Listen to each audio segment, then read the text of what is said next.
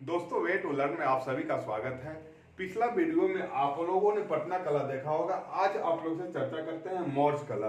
मौर्ज कला 66 बीपीएससी के लिए बहुत ज्यादा इंपॉर्टेंट है। दो ही कला इंपॉर्टेंट है, एक पटना कलम और मौर्ज कला। तीसरे पाल कला चूंकि 65वीं बीपीएससी में पूछ चुका है तो पूछने की कम संभावना है। ठीक है, तो हम लोग चर्चा करते हैं मौर्ज कला। मौर्ज कला में सबसे पहले तो हम लोग छोटी सी भूमिका देखेंगे। इसके बाद हम लोग देखेंगे कि मौर्ज कला को मुख्य रूप से दो भागों में बांटा गया है, या दो भागों में बांटकर देख सकते हैं हम लोग। एक राजकीय या दरबारी कला, दूसरा हो गया लोक कला। ठीक है, तो इस पे हम लोग विस्तृत रूप से चर्चा करेंगे। तो दोस्तों, आप लोग मेरे चैनल को सब्सक्राइब नहीं किए होंगे तो प्लीज आप लोग सब्सक्राइब कीजिए, लाइक कीजिए, जितना अधिक से अधिक हो सके आप लोग शेयर कीजिए और कमेंट करके ये बताइए कि ये वीडियो आप लोगों को कैसा लग रहा है। ठीक है, तो हम लोग चलते हैं। मौर्ज कला की भूमिका हम लोग किस तरह से लिखेंगे, क्योंकि किसी भी आंसर राइटिंग के लिए भूमिका ही सबसे ज्यादा प्रभावशाली होता है। ठीक है, तो भूमिका इस तरह से हम लोग लिखेंगे कि पूरा आंसर का एक आईना की तरह प्रस्तुत करे। भारतीय इतिहास में हड़प्पा काल के पश्चात सर्वप्रथम मौर्ज काल में ही कला और स्थापत्य का एक उत्कृष्ट दिखाई पड़ता है, या हम कह सकते हैं कि हड़प्पा काल के बाद मौर्ज काल में ही कला और संस्कृति का उत्कृष्टता दिखाई देता है। ठीक है, मौर्ज कला के पूर्व जो हड़प्पा काल में मिलता था हमें कला के स्वरूप, उसमें होता क्या था, घास फूस और मिट्टी का यहाँ पे बनाया जाता था, जिसके कारण स्थायित्व नहीं पकड़ पाया हड़प्पा काल के कला और संस्कृति। मौर्ज काल में क्या हुआ कि उसी को स्थायित्व प्रदान करने के लिए पाषाण का यहाँ पे कला का प्रयोग होने लगा। पाषाण के रूप में जो कला का प्रयोग होने लगा या पाषाण पे कला का प्रयोग होने लगा, तो इसी समय से आप देखिएगा कि मौर्ज कला आगे उभर करके आया और इसी तरह स्थायित्व प्रदान हुआ इसका। ठीक है, तो ये चीज हो गया भूमिका। हम लोग छोटी सी भूमिका देखिए। अब हम लोग देखेंगे मौर्ज कला को राजकीय या दरबारी कला में जो बांटा गया है। आप लोग देख रहे होंगे कि राजकीय या दरबारी कला को भी हम लोग बांट करके देख सकते हैं। पहला हो गया राजप्रसाद, दूसरा स्तंभ, तीसरा स्तूप, फिर पाषाण वेदिका और गुहा विहार। राजप्रसाद बेसिकली मौर्ज काल में चंद्रगुप्त मौर्य द्वारा ही बनाया जाता था। बाकी स्तंभ, स्तूप, पाषाण वेदिका और गुहा विहार अशोक के समय ही उभर कर आए। तो राजप्रसाद को हम लोग देखते हैं। सर्वप्रथम मौर्य सम्राट चंद्रगुप्त द्वारा राजप्रसाद का वर्णन हमें मिलता है। ये है राजप्रसाद, चंद्रगुप्त मौर्य द्वारा बनाया गया जो राजप्रसाद कुम्हरार पटना में अवस्थित है। इसका एक विशाल भवन था। ठीक है, इसका जो विस्तृत वर्णन किया है एरियन नहीं किया है। इसका विशालता का जो प्रमाण एरियन नहीं दिया है। इसके अनुसार यानी एरियन के अनुसार जो चंद्रगुप्त मौर्य का राजप्रसाद था, इसका जो शान शौकत का मुकाबला न तो सूसा और न ही एक बताना कर सकते थे। तो ये बहुत भव्य वर्णन किया है। ठीक है, यह सभा भवन जो था अनेक खंभों वाला एक विशाल हॉल थी। इसमें 84 पाषाण स्तंभ बने हुए थे। ये स्तंभ बलुआ पत्थर के बनाए हुए थे। तो ये सब आपका विशेषता हो जाता है, बलुआ पत्थर, और इस पे ऐसा पॉलिश किया गया था एकदम बिल्कुल चमकदार, जो आज भी शीशे की तरह चमकते हैं। तो उस समय का सोच सकते हैं कि कितना साइंस और टेक्नोलॉजी डेवलप था कि आज भी शीशे की तरह चमकता है। यहां तक कि कह सकते हैं कि जो एक स्तंभ मिला है दिल्ली के कुतुब मीनार में भी चंद्र नाम से मिला है। तो वहां पे माना जाता है कि अभी भी जो भी वहां पॉलिश किया जाता था एक तरह से शीशा की तरह चमकते रहता था। समझ सकते हैं कि इससे ही एक तरह से हम लोग अंदाजा लगा सकते हैं कि उस समय का साइंस और टेक्नोलॉजी किस तरह से डेवलप था। ठीक है, उसका छत एवं फर्श, राजप्रसाद का छत एवं फर्श जो था वो लकड़ी का बनाया जाता था।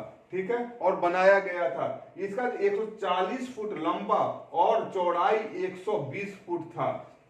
भायान ने तो यहां तक कहा है कि चंद्रगुप्त मौर्य का जो राजप्रसाद था वो देव निर्मित था।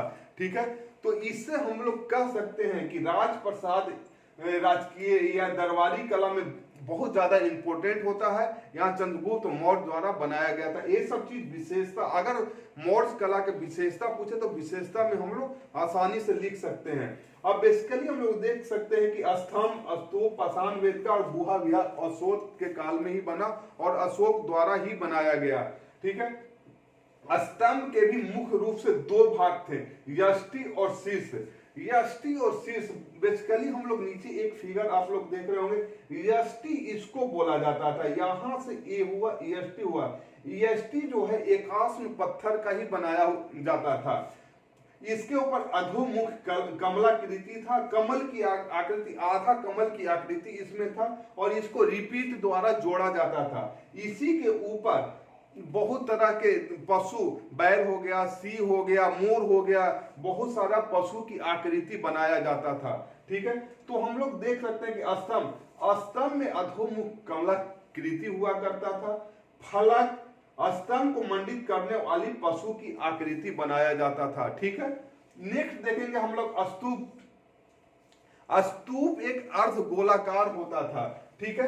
ये कच्ची ईंट और पक्की ईंट दोनों को बनाया जाता था। स्तूप में कच्ची ईंट बाहरी जो दीवार था वो पक्की ईंट से और अंदरूनी दीवार कच्ची ईंट से बनाया जाता था। ठीक है। यह इसका भी छत्र पत्थर और लकड़ी दोनों का होता था। हर्मिका में बुध से जुड़े हुए या अस्थियां या बुध से संबंधित वहां पे चीजें को रखा जाता था हर्मिका में। वहीं सांची और भरहुत स्तूप का निर्माण अशोक ने ही करवाया था। तो जो भी स्तूप में हुआ वो बुध से संबंधित वहां पे चीजों को रखा जाता था। यहां तक कि सांची और भरहुत के स्तूप का निर्माण अशोक द्वारा करवाया गया था। नेक्स्ट देखेंगे हम लोग पाषाण वेदिका। स्तूप एवं विहार वेदिकाओं से घिरे होते थे। स्तूप एवं विहार जितने भी होते थे मतलब वेदिकाओं से घिरे होते। वेदिका मतलब होता है चारों तरफ से जिसको पथ हम लोग करते हैं या पथ ग्रहण कर उसको हम लोग बोल सकते हैं। ठीक है। वेदिकाओं, पाषाण वेदिका से वो चीज सुरक्षित हो जाती थी। ठीक है। बोध गया एवं सारनाथ में अशोक कालीन वेदिका भी मिला है। ठीक है। नेक्स्ट हम लोग देखते हैं गुहा विहार। गुहा विहार, इससे साबित ही ये अर्थ ही निकलता है गुहा विहार, यानी किसी भी पत्थर को काट करके वहां विहार यानी किसी के रहने का जगह को बनाया जाना ही गुहा विहार कहलाता है। ठीक है। तो चट्टानों को काटकर बनाया जाता था गुहा विहार। अशोक और दशरथ द्वारा काफी मात्रा में गुहा विहार आजीविकों द्वारा बनाया गया था। आजीविकों को रहने के लिए गुहा विहार का निर्माण किया गया था। ठीक है। जो बराबर गया से कुछ दूरी पे यानी 16 किलोमीटर के आसपास दूरी पे बराबर की पहाड़ी है, वहां भी गुहा विहार का निर्माण सुदामा एंड कर्ण चोपड़ नामक वहां पे जो मतलब गुहा विहार है वो प्रचलित है। ठीक है। तो ये हो गया आपको राजकीय दरबारी कला। यहाँ पे राजकीय और दरबारी कला तो जो राज संरक्षण में और राजकीय संरक्षण में ही फला और पनपा। ठीक है। अब हम लोग नेक्स्ट आते हैं लोक कला। लोक कला भी मौर्य कला में काफी प्रसिद्ध और काफी प्रचलित रहा है। यहाँ पे यक्ष यक्षिणी की मूर्ति मिली है। यक्ष यक्षिणी की मूर्ति लोक कला के रूप में बहुत ज्यादा प्रचलित है। और यक्ष यक्षिणी और मीन मूर्तियां मिट्टी से बनाया जाता था। ठीक है। और यक्ष यक्षिणी की जो मूर्ति है वो बहुत ज्यादा यहाँ पे प्रचलन में था। यक्ष यक्षिणी की जो मूर्ति है वो लोक प्रतीकों की सूचक था। ठीक है। दीदारगंज पटना से प्राप्त चामर ग्राहिणी जो मूर्ति है मिली है। ठीक है। वाराणसी से त्रिमुखी यक्ष की मूर्तियां मिली है। ठीक है। वही पटना से दू यक्ष की मूर्तियां मिली है जो कलकत्ता संग्रहालय में अवस्थित है।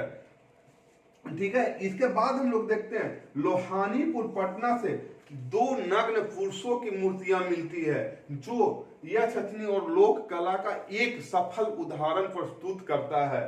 ठीक है। इसके बाद हम लोग देखते हैं मीन मूर्तियां। पटना से मिट्टी की मूर्तियां मिली है। मिट्टी के मूर्तियां के रूप में खिलौने, घोड़ा गाड़ी, इक्का गाड़ी इत्यादि का वर्णन यहाँ पे बहुत मतलब सफल रूप से किया गया है। ठीक है। बुलंदी बाग से नारी मूर्ति मिली है। वहीं बुलंदी बाग से ही एक हंसते हुए बालक का शिरोभाग मिला है। तो इससे हम कह सकते हैं कि राजकीय कला और लोक कला दोनों पटना इस समय काफी विकास किया, यानी मौर्य काल में राजकीय कला और लोक कला का एक सफल एग्जाम्पल प्रस्तुत किया जा सकता है। यहाँ सफल रूप से पनपा और फला फूला भी। ठीक है दोस्तों, तो ये हो गया आप लोग मौर्य कला। तो ये वीडियो आप लोग को कैसा लगा कमेंट कर जरूर बताइएगा, और आप लोग इस वीडियो को जितना अधिक से अधिक शेयर कर सकते हैं शेयर कीजिएगा, ताकि सभी के पास ये वीडियो पहुंच सके और इस वीडियो का फायदा ले सकें। सब्सक्राइब कीजिए, इस वीडियो को लाइक कीजिए और जितना ज्यादा से ज्यादा शेयर हो सके। ठीक है दोस्तों, thanks for watching this video. Okay, bye bye.